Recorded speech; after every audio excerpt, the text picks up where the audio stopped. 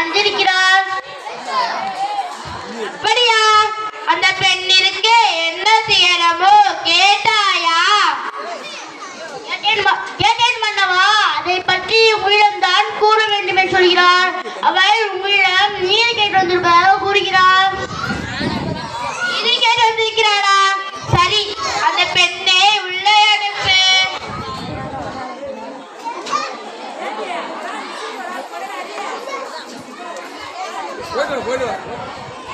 கோடி போன்ற பெண்ணே, அந்த கண்களோடு எம்மை காண வந்த காரணம் என்ன?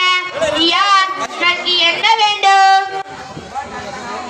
ஆராயாத நீதி வழங்கிய மன்னனே, என்னையா யார் என்று கேட்கிறாய்? சொல்கிறேன் கேள்.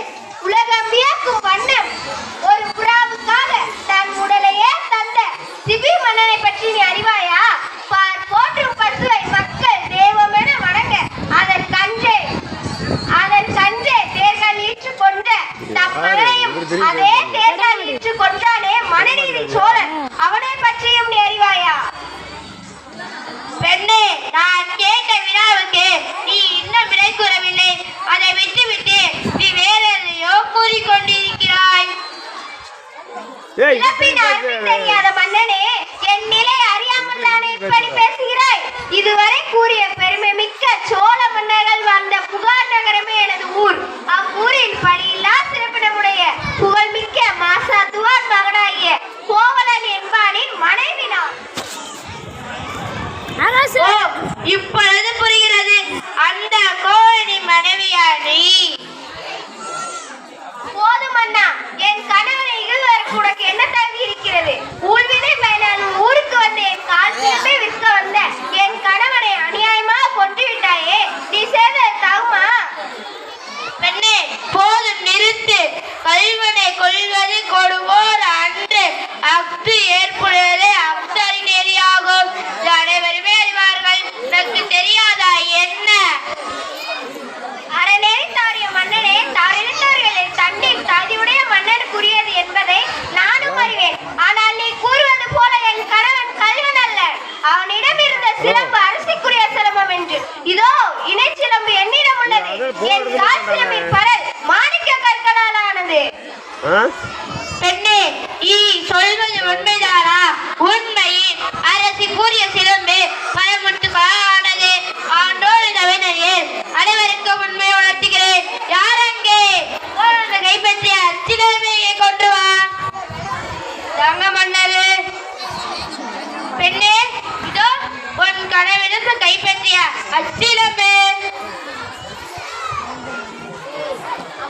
நீதி தாராதவன் என்று உன்னை கூறிக்கொள்ளும் மன்னனே, ஒரு தாரம் செய்யாத என் கணவனை கொன்றது உன் அறநேர்க்கே இழுக்கு என்று இதோ மெய்ப்பிக்கிறேன்.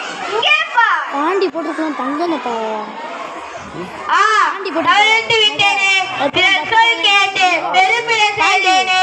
நானோ அரசன், நானே கலைவன். இதுவரை என் குலத்தில் எவரும் கையாள பழி சொல்லு காணாவிட்டேனே. இனிமேலும் நான் உயிரோடு இருப்ப தகுமா? நீ எனக்கு வெண்கொண்ட கொலை எதற்கு? செங்கோத்தான் எதற்கு? இனி என் வாழ்வு முடிவதாகும்.